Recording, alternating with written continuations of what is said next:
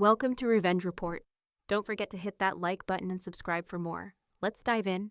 I was already 17 minutes behind when I saw him, sitting by what used to be the footbridge, one wheel of his hiking scooter wedged deep in the cracked mud, the other dangling over the stream.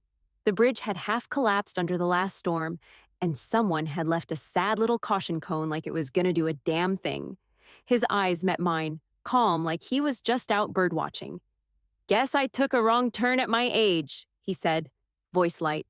Leg gave out a mile back, and now the scooter's sulking. I should have kept moving.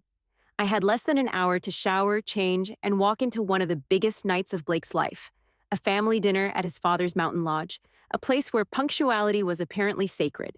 But here I was, standing ankle-deep in river muck, yanking paracord from my side pouch and eyeing the busted brace on the man's scooter. Quick note, before we start, how's your day going and where are you joining from? Name's Victoria Lane, 34, Wilderness EMT, led for high-angle rescues with the Forest Service based out of Estes Park, Colorado. I'd pulled bodies off cliffs and hauled dehydrated hikers off 14ers in hailstorms. But God help me, I was about to miss a black-tie dinner over a man with a broken scooter and a Zen expression. I dropped my pack, crouched by the wheel, and said, "You got anywhere better to be?" He smiled. "Not really."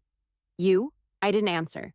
My fingers were already moving, splinting the cracked axle with a flat tent stake, looping cord for tension, tightening the knots fast and tight. The whole thing looked like a Cub Scout disaster, but it held. When I stood up, hands muddy and sweat itching under my collar, he looked at me with this amused expression. "You always carry all that?" "Comes with the job." I pulled out one of my spare rescue patches, the kind I usually left with families after a successful search, and used my Sharpie to write my number on the back. "If you end up needing anything, call that." He turned it over in his hand, like it meant more than it should. "Not many stop." I radioed dispatch for a ranger pickup, gave coordinates, briefed them on the terrain, then pointed him toward the high ground and jogged off the other way, uphill, boots heavy, dust clinging to my sweat. By the time I got to the lodge's side entrance, I was streaked with trail grit, ponytail soaked. Jenna was waiting just inside, all sleek and smug in her navy dress. Her eyes swept me head to toe. "Of course," she said loud enough for the servers to hear. "Victoria shows up looking like she just wrestled a raccoon." So on brand, I didn't respond. Just kept walking toward the sound of clinking glasses. I stepped past Jenna, past the foyer, past the long line of polished windows reflecting candlelight and wine glasses. The lodge's great hall opened in front of me like a theater stage, vaulted beams, roaring stone hearth, a grand table running nearly the length of the room, packed with faces I didn't recognize. My boots hit the polished wood loud as gunshots. And then I saw him, at the head of the table, leaning back in a carved oak chair like he'd owned it forever, was the same man I'd pulled out of the mud less than an hour ago. Cleaned up, changed into a crisp charcoal blazer.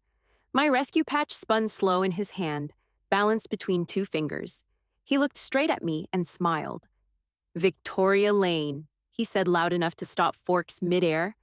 The only one who stopped when it mattered. The room froze. Jenna's smirk slid right off her face. Blake, halfway through pouring wine, just stopped. He didn't blink. The bottle tilted.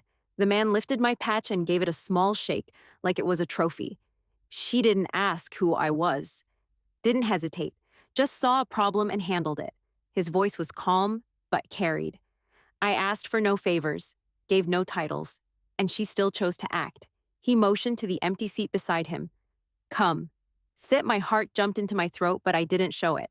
I walked down the length of the table, passing strangers in silk and linen, every eye on me. Nobody said a damn word. I pulled out the chair, sat down, and folded my hands on the table like I'd done this 100 times. Blake still hadn't moved. Then the man stood up.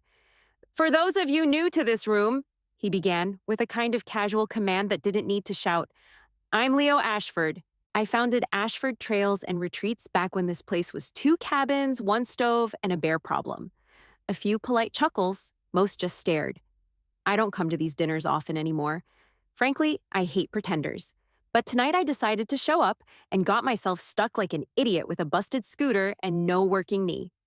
He glanced at me again, and I got lucky. Someone stopped. He didn't look at Blake when he said it, but he didn't have to. I've built my name on one rule, Leo said, voice cutting now. In the wild, talk means nothing. You act or you get left behind. That rule's made a lot of money for a lot of people here. He gestured wide, like sweeping the table. But money didn't help me today. Not pedigree, not title, not this jacket. Action did. Her action, Jenna's chair creaked as she shifted, visibly uncomfortable. A server standing near the fireplace almost dropped a tray. Leo dropped back into his seat with the grace of someone who didn't care about anyone's reaction. So, he said to me, tell me something, Victoria. What makes a person stop when no one else would? I paused, scanned the table. Half these people looked like they'd rather be anywhere else. The other half looked like they were taking notes. I cleared my throat. I guess it's habit. Out there, you don't wait around for someone else to fix it. Either you move or someone dies. That kind of thinking sticks with you. Leo gave a satisfied nod. That's what I thought. Jenna couldn't help herself. She was late, Dad, she said sharply. 17 minutes. Just saying Leo didn't look at her. Better 17 minutes late than never showing up at all. Blake finally sat, jaw tight. I glanced at him, then back at Leo. You knew who I was the whole time. Of course I did, Leo said. You think I just roll into canyons for fun? I read every ranger report with my name in it. When you handed me that patch, I remembered the name. He turned the patch again in his fingers, then placed it carefully on the table like it was made of glass. You walked into more than a dinner tonight, he said quietly, and I knew he was right. This wasn't a meet the parents dinner. This was a test, and not just for me. Leo leaned toward me, lowering his voice. Let's see if the rest of them know how to show up too. Jenna's nails tapped the stem of her glass like a warning. Blake didn't meet my eyes. I'd walked in 17 minutes late. But somehow, I was now the one with the floor. Leo sat back in his chair like he hadn't just flipped the entire room upside down. I kept my eyes forward, even though I could feel Jenna's glare digging into the side of my head. I hadn't planned on taking center stage. Honestly, a week ago, I thought I'd be sitting in the far end of the room, quietly chewing steak, hoping to survive the evening without stepping on anybody's ego. But then Blake handed me the invitation, embossed, formal, heavy as hell. I remember turning it over in my hand and giving him a look. This is real fancy for a casual dinner, I said. Blake looked like someone had just tightened a noose around his neck. My dad doesn't do casual. He doesn't do much at all unless he's sizing someone up. I raised an eyebrow. You mean this is a test? He's never approved of anyone I've dated. Ever, he admitted. If he invited you, it means he wants to see for himself what I can't explain. I shrugged it off, but something about the way Blake said it stuck with me. His voice wasn't angry, it was tired, like he'd already braced himself for me to fail. So yeah, I prepped. I ironed the one dress shirt I owned. I even wore the earrings my mom gave me at graduation. I told myself I wasn't trying to impress anyone. I was just showing respect. But under it all, I wanted to show I could fit.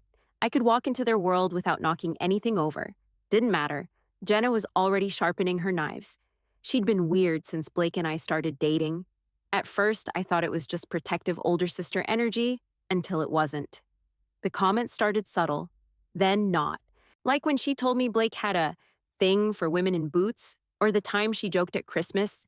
Bet it's easier pulling bodies off mountains than keeping a man from running.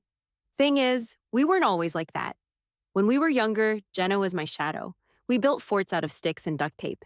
She cried when I broke my arm falling off the garage roof, held my hand through the whole cast. She was the only one who called me Tor. She stopped after college. When our parents said they couldn't make the dinner, Dad's back was acting up, Mom was out of state. Jenna jumped right in. I'll represent, she said too fast. You know how these things go? Yeah. I knew. She didn't want to represent. She wanted to be there first. That's what hit me as I stood at the trailhead that afternoon, radio clipped to my chest, sweat trickling down my back. Watching that scooter half submerged in the mud, I had a choice. Be on time or be who I was. And deep down, I knew. If I kept walking, it would have haunted me. That man could have sat there another hour waiting for someone who'd never come. I wouldn't have been able to sit at that table knowing I'd passed him by, just to keep Jenna happy and Blake safe. So I stopped. I did what I always do. I got in the mess and fixed what I could with what I had. Now here I was. sitting beside Leo Ashford while Jenna pretended her wine glass needed constant adjusting, and Blake looked like he might throw up in his linen napkin. I didn't want the spotlight. I just hadn't backed away from it. Leo leaned over slightly and muttered without turning his head, "They'll either rise or sink now." Nothing in between. I didn't answer. I didn't have to. He already knew which way I'd moved. The room tried to settle back into its fancy rhythm, but it couldn't. Not really. Silverware clinked. Chairs shifted. People spoke, but only to whoever was directly beside them, like the table had split into islands. Jenna kept glancing at her husband, who was pretending to care about the wine list. Blake hadn't said a word since I sat down. Leo broke the quiet. "Victoria," he said, not asking but expecting, "why don't you tell us about your work?" I took a breath and leaned in a little. "Sure, I'm lead responder for remote rescues on the north side of Rocky Mountain National Park. Most of my calls are hikers who go off-trail or get altitude sick and can't self-evacuate." Someone 2 seats down raised a brow. "That really happens?" "Yeah, about 100 times a season. If it's not dehydration or busted ankles, it's lightning or frostbite or bad calls made by smart people who thought they were tougher than the trail." That got a few polite laughs. A woman in pearls gave me an impressed nod. I started to think maybe I could ride the wave out. Then Leo said, "Tell them about the cliff pull last month?" I blinked. "How do you even know about—" "I read everything the park publishes. Now talk." I didn't hesitate. "Okay, we got a distress beacon from a solo climber off-trail. No real GPS fix, just coordinates from the last known cell ping. I had to hike in 6 miles, free climb a 40-foot face with 3 anchors, and haul a guy with 2 shattered femurs off a ledge, while thunder rolled overhead." The room stilled again. "Heli couldn't get there," I added. "Too narrow." A man in a tailored vest leaned in. "You climbed with him on your back?" I shook my head. "Stabilized him, belayed him up with a 2-pulley rig I made from my gear and a bent tent pole. Took 6 hours. Rain hit halfway through. Jenna exhaled like she'd just heard someone brag about winning a pie-eating contest. "How very rustic of you," she said, fake smile and all. "Rescue patches and dirt." So on brand. She knew exactly what she was doing. Her voice was loud enough for the whole table. Leo didn't look at her, didn't even change his tone. He just said, "Some people collect scars. Others hide theft under branded tents." Everything stopped again. This time, for real. Blake flinched like he'd been slapped. I turned to him, and so did the rest of the table. His jaw flexed. Leo gave him a slow nod. "Go ahead, son." Blake cleared his throat. He looked at me first, then his father, then straight ahead like he was watching the truth crawl up from under the floorboards. "About 2 months ago," Blake began, "I started reviewing vendor contracts tied to the foundation's outreach budget. Mostly conservation education, gear drives, youth programs, all stuff we're supposed to be doing with the Park Service." He picked up his water glass, then set it down without drinking. "One of the event vendors, Summit Echo Events, showed up in multiple grant reports and expense sheets. Looked normal. Until I searched the business registry." Leo folded his hands in front of him. Blake's voice dropped, but everyone leaned in. "The business hasn't operated in over 4 years. No website. No public events. Just a shell. But the name matched an inactive LLC filed under Jenna's husband's name." Someone gasped. Jenna's grip on her wine glass tightened. Her husband, across the table, stiffened like a deer about to bolt. Blake went on. "I pulled the receipts. Lodge payments, park reimbursements, even a fake invoice for a wilderness education gala that never happened. There were even Instagram photos, doctored. Stock images from outdoor blogs." Jenna stood up halfway. "That's enough." Leo didn't even blink. "You'll sit down now." She sat. Blake looked gutted. I didn't want to believe it. But I kept digging. It was all right there. Dozens of transfers routed through Summit Echo, padded with fake expenses. I checked with our liaison at the Park Service. None of those programs ever existed. Silence stretched, the kind that rattled in your ears. Leo finally leaned back, voice flat. "They built tents out of lies and sold them to the family business." I looked across the table at Jenna. Her face was pale now, all the blood gone from her fake tan. The room had officially tilted, and no one was pretending otherwise anymore. Jenna's silence didn't last long. You've got this all wrong, she snapped, twisting toward Blake like he'd just insulted her to her face. You don't know what you're talking about. That LLC was dormant. There's nothing illegal about using an old name. Blake stayed calm, but his eyes were sharp. Then explain why it's tied to nearly $40,000 in expense reimbursements that don't match any verified programs. Explain the fake gala. Explain the doctored photos and no-show guest lists. Her husband shifted in his seat, clearly trying to shrink into the expensive leather. I could see sweat forming near his hairline. Jenna saw it too and turned back to Leo. Dad, come on. You think I'd steal from you? From the family? Leo didn't answer right away. He reached beside his chair and pulled a worn manila folder from a leather satchel. He opened it slowly, like he wanted everyone to see how deliberate this was. Inside were printouts, reports, and official emails. I spoke to Deborah Krantz, he said. Community liaison for the National Park Foundation. She confirmed it. None of the events ever happened. Not one youth hike. Not one conservation talk. Not even a tent rental. He dropped the folder on the table with a solid slap. Jenna's face drained. You actually... She stopped short, then spun toward me. You planted this. I didn't even blink. Nope. You always hated that I was close with Dad. You needed some angle. You knew the audit was coming and used Blake to... I cut her off, calm and clear. Blake came to me after he found the reports. He didn't even know your husband owned the LLC until he reverse searched the paperwork. Jenna's lip curled. Don't act like this wasn't convenient for you. Timing's too perfect. I kept my voice steady. All I did was stop on the trail. The table went still again. Leo tapped his finger once on the patch still sitting beside his plate. You were 17 minutes late, he said, eyes locked on mine. That decision revealed a lot more than you knew. Then he turned to Jenna. His voice didn't rise. It didn't need to. You used my name, our foundation, and the trust of park officials to launder grant funds through a fake agency built on your husband's abandoned business. And you thought I'd never notice. Because I don't come to dinners and I don't check the books. But I check people, Jenna. Her hands were shaking now. Her wine glass was empty, but she held it like a lifeline. Leo leaned forward, hands clasped. Blood doesn't excuse betrayal. It never has. She opened her mouth, but nothing came out. He turned slightly toward the table, voice carrying to every guest, every board member, every cousin and friend of the family legacy. From this moment forward, Jenna and her husband are disassociated from any Ashford family business affairs. Permanently, no voting rights, no budget access, no involvement with the foundation or the resort. Gasps came from two directions. Someone muttered, "Holy hell." Jenna dropped her glass.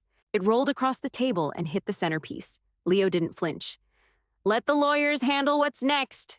For now, he stood, slow and deliberate, and raised his water glass. Tonight, we eat with clarity. The servers, unsure if they should even move, started bringing out the next course in dead silence. Jenna just sat there, stiff, frozen. Her husband stared at the wall like it might open up and swallow him. Blake leaned in close to me, barely above a whisper. He already knew. Before tonight, I nodded. He waited to see if you'd do the right thing. Blake swallowed hard. I almost didn't. You did, I said. He reached under the table and gripped my hand.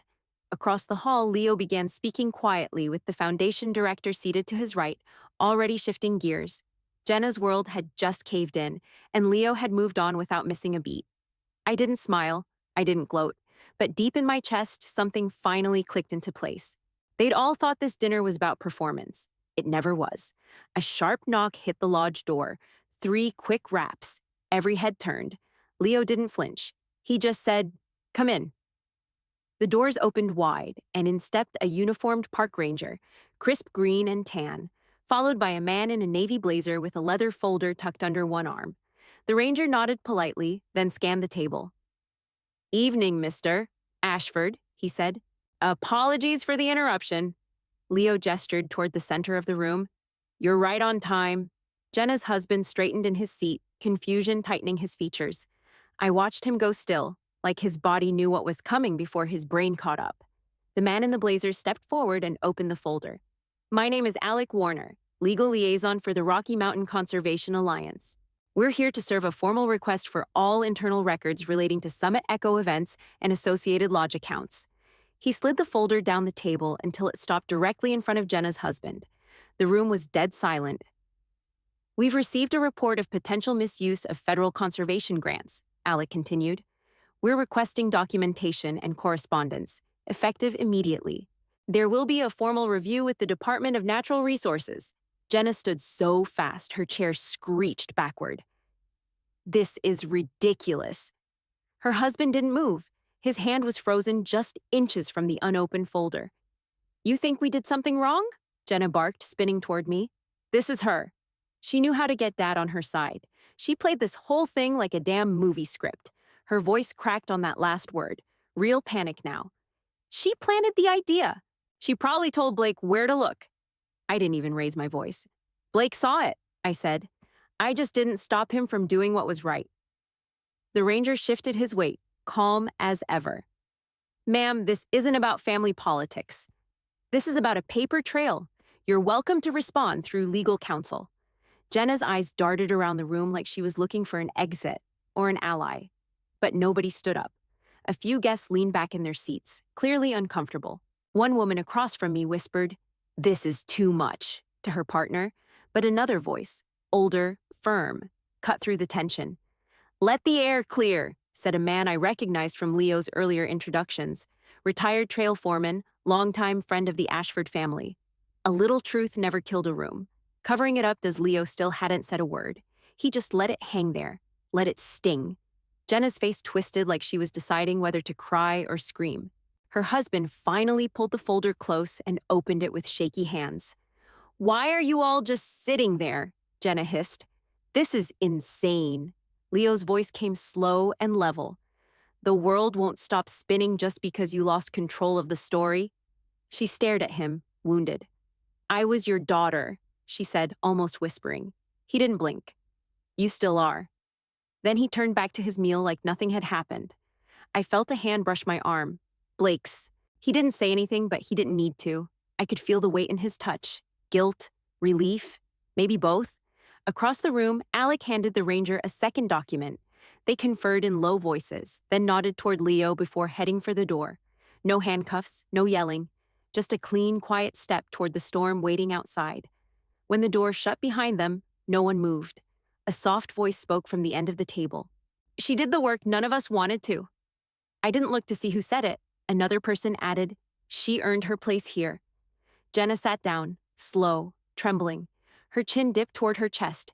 Leo reached for his water glass again, still calm, still unmoved. He didn't clean up the tension. He let it breathe, and I let it burn. The servers brought out the last course like nothing had happened. Slow-roasted trout with lemon herb butter and root vegetables, plated like it mattered. Forks moved. Conversation didn't. You could feel it, the split. Guests leaning one direction or the other, like the whole table had fault lines running beneath it. Down near the opposite end, one of the family elders leaned in close to a cousin and whispered, "This kind of thing should have been kept private." I caught it. So did Leo. He didn't respond, just kept eating. Jenna hadn't touched her plate. Her husband looked like he was trying to memorize the floorboards. A thick silence spread between them, uglier than the yelling had been. Then, across the table, someone cleared his throat. "I'd trust her with my life in the backcountry," the man said. It was Hal Whitman, old trail ranger who'd been on Leo's early teams back when Ashford Trails was just a boot and map operation. His hands were weathered, knuckles like gravel. "That's all I need to know." Nobody said a word. Then a woman 3 seats down, someone I didn't know, nodded slowly. She stopped when most people wouldn't. That tells me enough not everyone agreed. I saw the looks. 2 of Leo's nephews wouldn't meet my eye.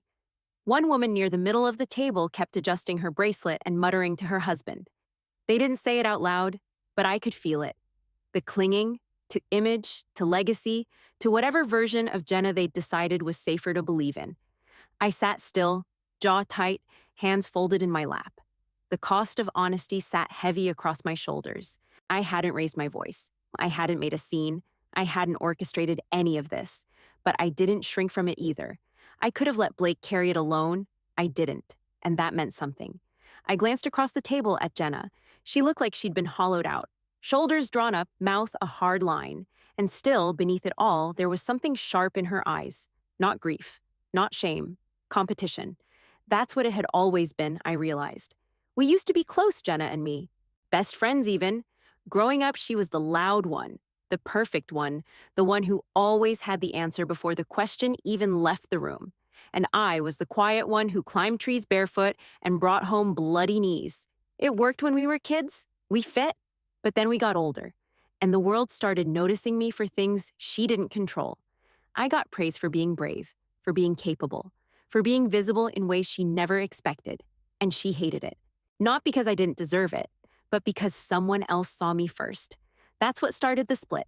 Not some big argument, just cracks, one by one, praise that should have gone to her.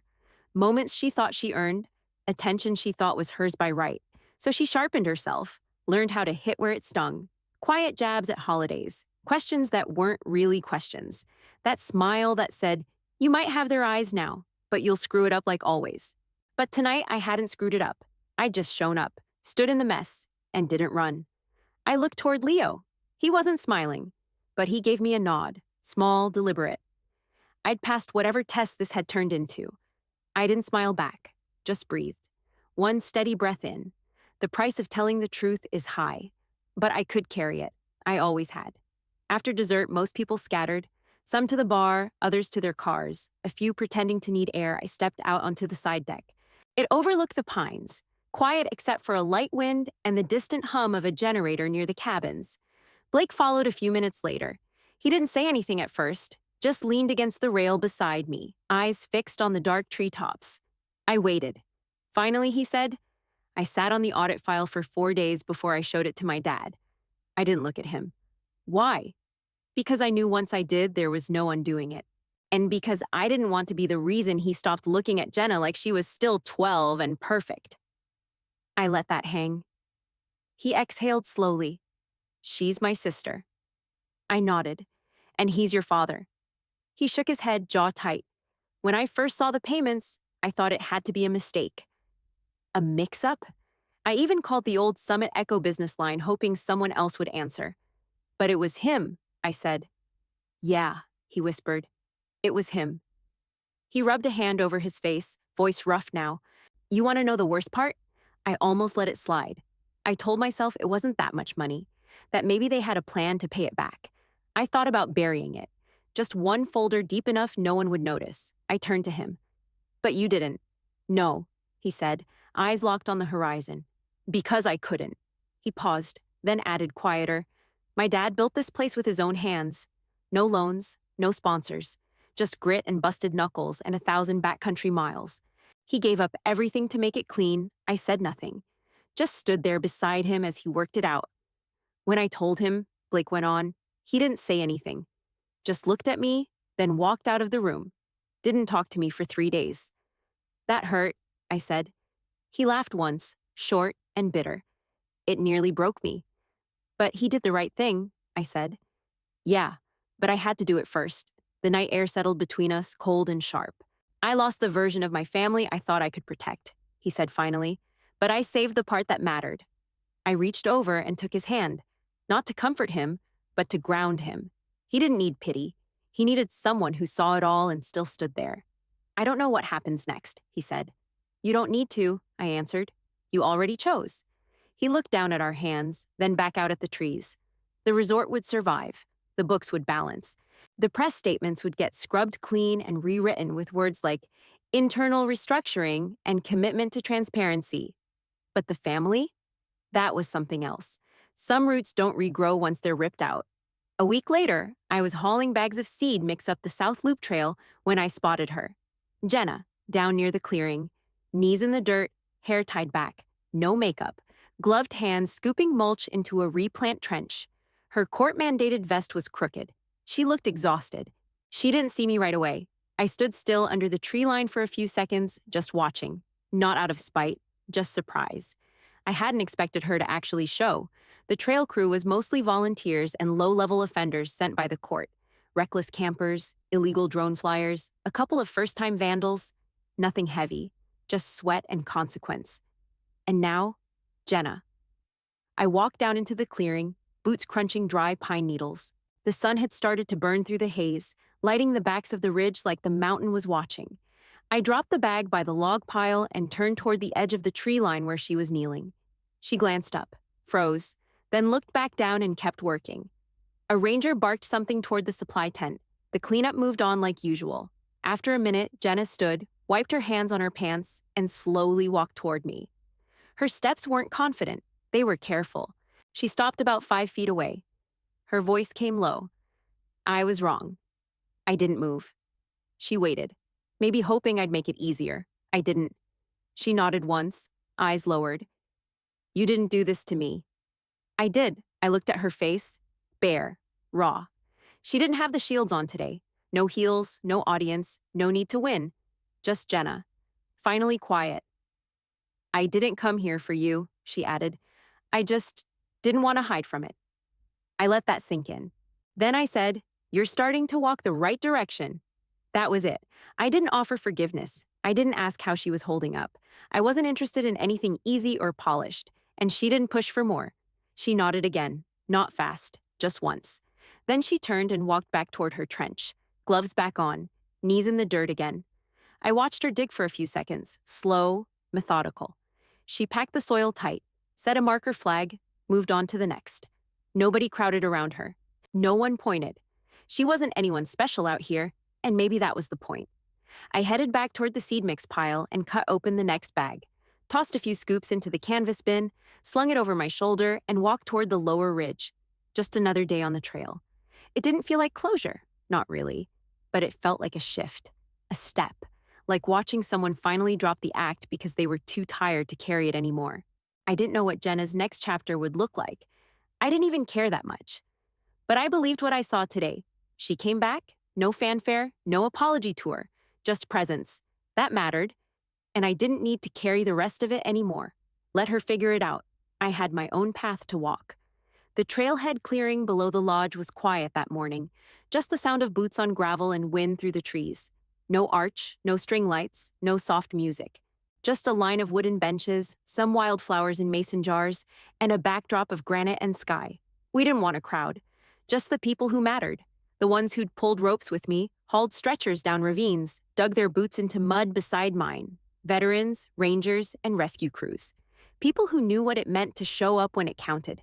Blake stood tall, nerves showing only in the way he clenched and unclenched his hands. He wore a plain gray suit, no tie, boots instead of dress shoes. I wore a white button-up shirt and my trail pants, patched at the knees. No one judged. Leo sat front row.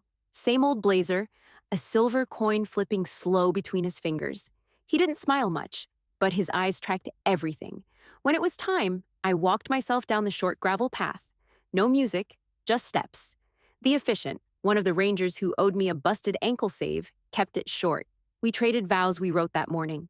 Nothing polished, just promises we meant. Then, somewhere between rings and handshakes, I saw her. Jenna. She stood off to the side, away from the benches. Plain jeans, simple shirt, hair pulled back. She held a bunch of wildflowers. Yellow, violet, a little dirt on the stems.